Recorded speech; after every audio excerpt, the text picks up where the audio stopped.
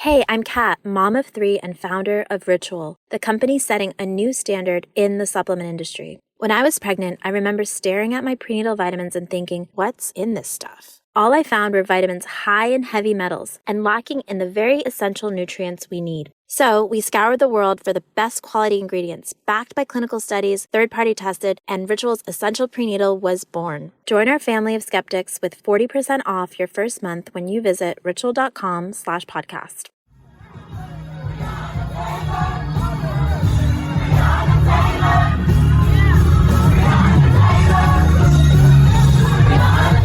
This is Make It Plain.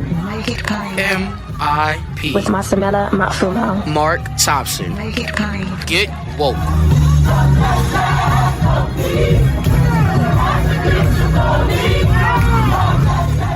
Ladies and gentlemen, what do we really know about poverty? As you know, Dr. Barber is a frequent guest here on Make It Plain. But how much do we really know about poverty, and how much do we know about who's susceptible to it? Are we more susceptible to it? Is it more prevalent than we think? I've got a guest who's going to talk to us about that today with a brand new book out. He has a really beautiful name. I love to pronounce it. Mark Robert Rank. Mark, isn't that a beautiful name? He is currently the Herbert S. Hadley Professor of Social Welfare in the George Warren Brown School of Social Work at Washington University in St. Louis. He is widely recognized as one of the foremost experts on issues of poverty, inequality, and social justice. He's been the recipient of many awards, and his research has been reported in a wide range of media outlets, including all the big media outlets. He is the co-author. There's a triumvirate of authors in this book, Lawrence Eppard, Heather Bullock, but we have one of the co-authors, Mark Robert Rank. In fact, his name comes up first on jacket. The author of Poorly Understood: What America Gets Wrong About Poverty. Mark, welcome to Make It Plain. How are you, buddy? I'm great. How are you, Mark? I'm good. Happy to have you here with us. So let me start this way. What America gets wrong. Define, when you say America, do you mean most of us in the public as citizenry, or are we talking specifically about policymakers, or both? I think it's both. I think that the way that Americans in general have understood poverty has been wrong and misplaced. And I think our policymakers and our policies have been wrong and misplaced. So that's kind of the broad audience that we're gearing the book towards. Speaking of what people get wrong, so, of course, we just ended Black History Month. Let me go right to this point. What a lot of people get wrong is that they think that the face of poverty is exclusively African American or people of color. Even poor white people think that poverty is not them, but us. How has that continued to happen? Well, you're exactly right that, in the United States, we've often viewed poverty from the perspective of race, that it's a Black problem, a brown problem. That the broader issue there is that poverty is something that happens to them, not to us. And that's a huge, huge myth that's out there. So, I've done a bunch of work that has looked over time and asked, what's the likelihood of an American experiencing poverty? Turns out it's a majority of folks. So about 60% of people between 20 and 75 will experience a year below the official poverty line. And 3/4 of all Americans will experience at least 1 year in poverty or near poverty. So, it's the reach of poverty is extremely wide. It touches inner city areas, it touches suburban areas, it touches rural areas, it touches white, Black, brown. It touches a wide range of folks. And so that's certainly one of the important facts that we want to get across, that poverty really should be thought of as an issue of us and not an issue of them. In fact, isn't one of the statistics you researched that one is more likely to live in or die in poverty in America than any other developed country?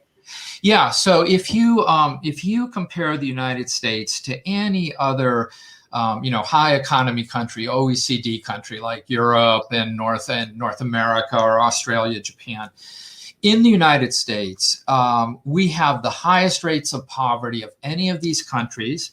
The depth of our poverty is more extreme than in any of these countries. And we have the greatest inequality of any of these countries.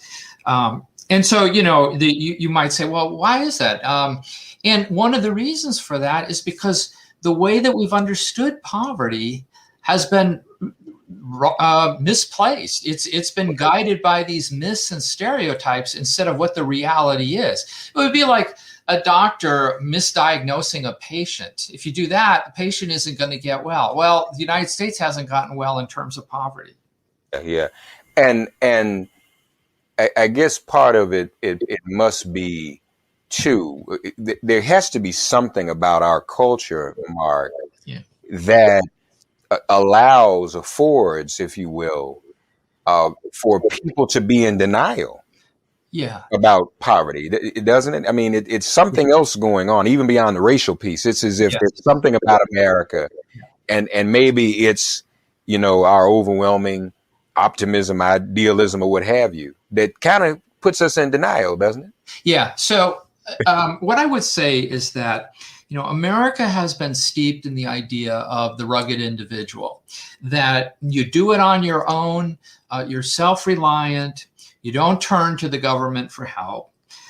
That's been a strong theme in the United States. And therefore, the way that we look at poverty is, well, there's something wrong with you. You're not working hard enough. You made bad decisions. We look at poverty as an individual failing rather than as a structural failing. The argument that we make in the book is that poverty really is the result of a structural failing. Things like there aren't enough jobs that pay a decent wage. We don't provide health care or child care or affordable housing. There's a whole range of structural problems that are the reason why the United States has the highest rates of poverty in the developed world. And you also have some pretty stark numbers as well when it comes to poverty, and just poverty paradoxically has its own cost, doesn't it? Oh, yeah. I did a study a couple of years ago where we looked at what is the cost of childhood poverty, what is the economic cost in the United States on an annual basis. And what we did is we used the latest research that was available, and we know that childhood poverty is related to higher healthcare costs. We know it's related to less economic productivity when children become adults. And we know it's related to greater criminal justice costs. So we factored all that in. And what we came up with was a fairly conservative number that childhood poverty costs the United States on an annual basis a little bit over $1 trillion. So to put that in perspective, that's about 28% of the entire federal budget. And what's happened is what we're doing is we're paying for poverty on the back end of the problem rather than the front end of the problem. And it's always more expensive to pay on the back end of the problem. The other thing that we show in the study is that for every dollar we spend reducing childhood poverty, we would save between $7 and $12 down the road in terms of these costs. And so not only is reducing poverty the right thing to do from a moral perspective, but it's also the right thing to do from an economic perspective. I'm Danielle Moody. I'm Touré. Be sure to check out Democracy-ish, where we channeled the frustration, rage, and absurdity that was the 2020 election, as well as discuss the current state of the political climate and our country from a Black perspective. New episodes available every Thursday on Apple Podcasts, Google Podcasts, or wherever you stream your podcasts. But again, people don't get that. They don't really want to acknowledge what's going on. I mean, I think we see it most glaringly in what's happened most recently with Trump supporters. Mm-hmm. A lot of his supporters might fall at either currently or at some point in life, off and on, Mm-hmm. into the category of poverty. Mm-hmm. And yet you would think that would be the part, as Reverend Barber does. I mean, he's transformed some people. Say, hey, wait a minute, you realize you're poor, right? Mm-hmm. And then they, oh yeah, I need to be in an anti-poor, anti-poverty movement. Mm. But there are others who still, I wonder if acknowledging poverty too, Mark, requires of some a level of humility that they may not have. Yeah, that's a really, Mark, that's a very interesting point. Poverty is, the folks in poverty, folks using a safety net program, that's very highly stigmatized in this country. And so people don't want to raise a flag and say, hey, I'm in poverty, I'm in trouble. No, people want to hide that. They want to run away from that. And so, and that makes it difficult to, you mentioned the organization, it makes it difficult to organize people when they're trying to run away from this. So I think you're right. It does show to actually acknowledge that shows some humility. But I guess what I'm saying here is that most Americans will experience poverty. So this isn't some isolated kind of thing. It's like, and if people became more aware of that, perhaps they would be more likely to acknowledge their situation. The other thing that I think you brought up, which is definitely correct, is Trump tied into the fact that over the last 50 years, more and more Americans are not getting ahead. So if you look at male full-time working wages for 1973, once you take into account inflation, those wages were higher for men in 1973 than they are today. Mm-hmm. People are working harder. They're not getting ahead. What Trump did is he said, hey, you're not getting ahead. And your problem is the immigrants, the folks of color. That's what he was pointing out. What I'm saying is Trump was right in saying you're not getting ahead, but the cause was dead wrong. The cause is these structural problems that we're producing more and more low-wage work. We're producing more and more part-time work. People can't get ahead. That's the problem. And if we could, again, make people aware of this so that they say, hey, there's something to this. Hopefully we can start to move forward in terms of really getting policies to address some of these problems. And, that is the current debate about the minimum wage. How much would that even, as a policy itself, put a dent in poverty, Mark? Yeah, I think it's a good start. President Biden says, which I completely agree with, that if you work full time, you shouldn't be in poverty. And the minimum wage right now hasn't been changed since 2009. It's still $7.25 an hour.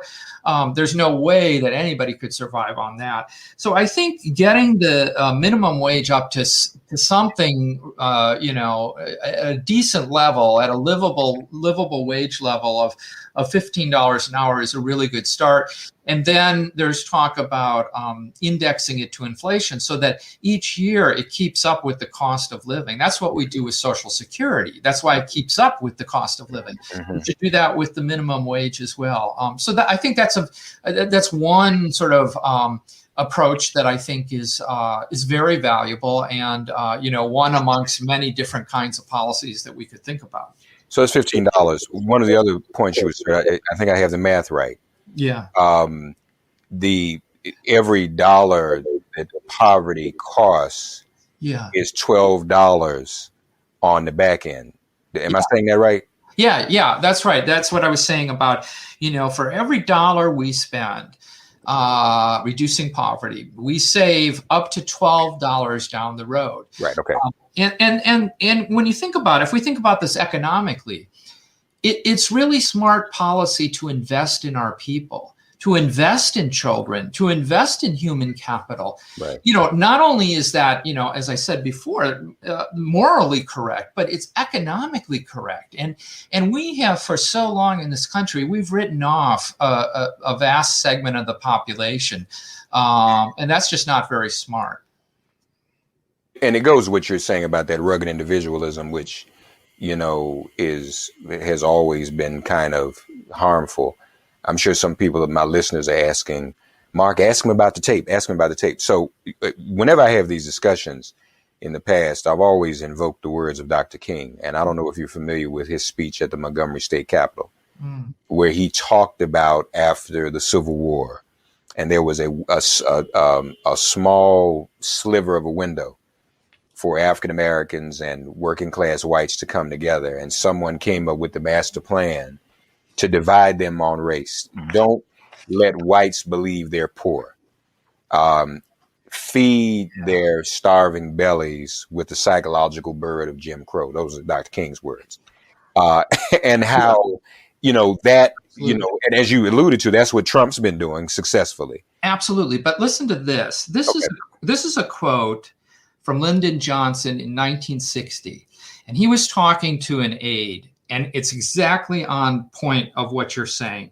What he said was, quoting from him, "I'll tell you what's at the bottom of it. If you can convince the lowest white man that he's better than the best colored man, he won't notice you picking his pocket. Hell, give him somebody to look down on and he'll empty his pockets for you." Yeah, absolutely. And that is exactly what you're talking about. Well, the other thing too, what I find people also don't understand and don't get, and the book is poorly understood. That's what's part of our problem, y'all. Yeah. You mentioned Social Security. Yeah. I mean, Mark, it hadn't been 100 years yet when folk didn't have nothing. There was no Social Security. The middle class, the things that built the middle class as we know it, even though that's evaporating. But, you know, the GI Bill, all of those things. Yeah. I think some people think that literally the middle class just popped up under Cabbage Patch. I mean, these were policies. Right. Right. Absolutely. I mean, the GI Bill, Social Security, unemployment insurance, all of these kinds of things were the result of government action and policy. So you're exactly right. And the rise of the middle class in the United States after World War II was because of some of these policies. It was also because we had a strong economy. But what that shows is that government can do a lot in terms of improving people's lives. And I think, again, we can look at other countries as good examples of that. You know, you sort of have to sit back and say, why is the United States such an outlier? For example, why are we the only country that doesn't provide universal health care? All these other countries do. And the reason why they do it is not only, again, as I said, it's the right thing to do, but it's also the smart thing to do. It doesn't make sense to have children go without food or nutrition or have their healthcare needs not met. So, yeah, I think you bring up a really good point here. You mentioned how much better other countries are doing. Give us some examples, Mark. We already know about health insurance, Lord have mercy, but give us other examples where other countries. I mean, we look at the pandemic. I mean, if I'm not mistaken, you even have a conservative leader in Britain, but Britain found a way to pay people's bills, I think up to 80% as soon as pandemic hit. And the United States was still, well, you know, we don't really know if people need. So give us other examples of other countries that we ought to consider moving to. Go ahead, please. Yeah, I think there's lots of different examples. Like if we look at countries like Germany, France, Norway, I mean, those countries are, as we talked about, they all provide universal health care. They also provide access and quality child care for everyone. They invest in their people. They have a policy that actually, it's interesting that President Biden and also Senator Romney have proposed the idea of a child allowance. That is, if you have children, you get some help every month from the government. Well, these countries have had that for decades, and they've been very successful. And they're very successful in preventing families from falling into poverty. You know, Mark, what we do is basically, rather than preventing people from falling into poverty, we punish people for falling into poverty. That's what we do. We try to make it really difficult for folks. And again, this hasn't been working. So we need to get beyond these myths and stereotypes. Joe Biden's going to listen to this interview. He's going to call you and say, wow, Mark, I need you on my Council of Economic Advisors, Mark Rank. So you got that. It's time for your elevator pitch. What is it that you would say to the President of the United States and Congress about what they can do about poverty right now? Yeah. First of all, I would say, my elevator pitch would be one of the best things you can do in terms of policy is reducing poverty, because poverty is associated with so many other things. It's associated with, incarceration and health costs and all those kinds of things. But I would say a couple of things. One, let's create jobs that pay a decent wage. We can do that through the minimum wage. We can do that through the earned income tax credit. We can do it through a couple of different ways. But let's think about creating jobs that if you're working full time, you shouldn't be in poverty. Let's also provide the kinds of supports that we were just talking about, like healthcare, childcare, affordable housing, those kinds of things. And I guess a third thing that I would say that you hinted on with the GI Bill is let's think about policies that can also build the assets of lower income folks. We have those kind of policies, for example, with people being able to deduct their home mortgage interest. That allows them to build their asset in a home. Let's think about policies that allow lower income folks to also build their assets so that they could use those down the road for things like education or starting a business or something like that. So I think, the issue here is not that we don't know what can be effective in terms of reducing poverty. The issue is, do we have the political will? That has always been the problem here. We don't have the political will. And one of the reasons is because of all these myths and stereotypes surrounding poverty. This is very important, and this has to happen. And this is the current battle, folks.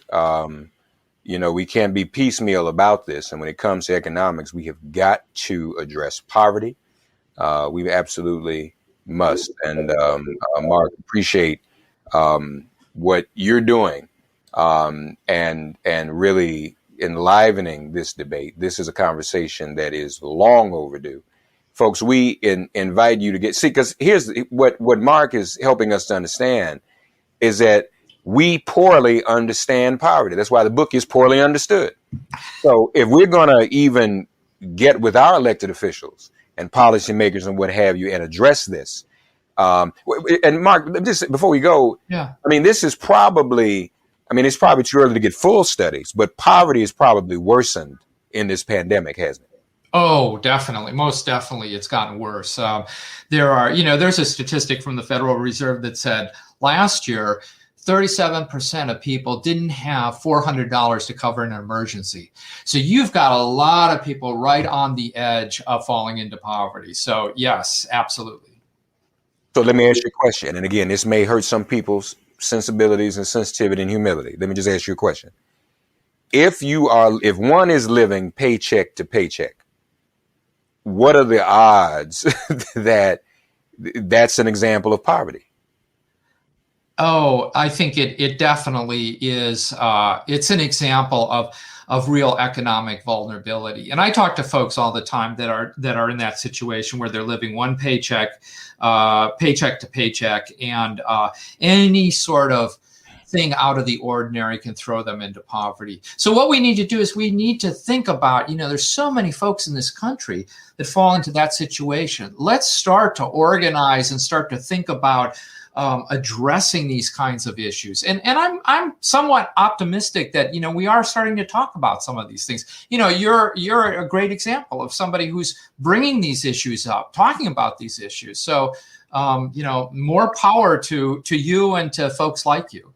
Thank you, Mark. And Mark's not just saying that because we have the same name, y'all. Right? He's not just doing that. But we are two great and wonderful and handsome devils with the name Mark, coincidentally. Poorly understood what America gets wrong about poverty. Check it out, folks. Be informed. all right, about what's going on, and be informed not only about your situation, the situation of others. This is, we're going to reach a point we're not just going to be able to get away with masking up on behalf of one another. We're going to do more than wear masks. That is helping one another, trying to help one another get out of poverty with policy, because this economy has to come back somehow. So, Mark Rank, check out the book, Poorly Understood. Thank you, Mark. Oh, thanks so much for having me on. Pleasure to have you. Thanks for getting woke and listening to Make It Plain. Please remember to listen, like, subscribe, and wherever you get your podcasts, please give the show a 5-star rating. And please do spread the word. Let's all continue to pray for each other during this pandemic and this police-demic. If all hearts and minds are clear, it has been made plain.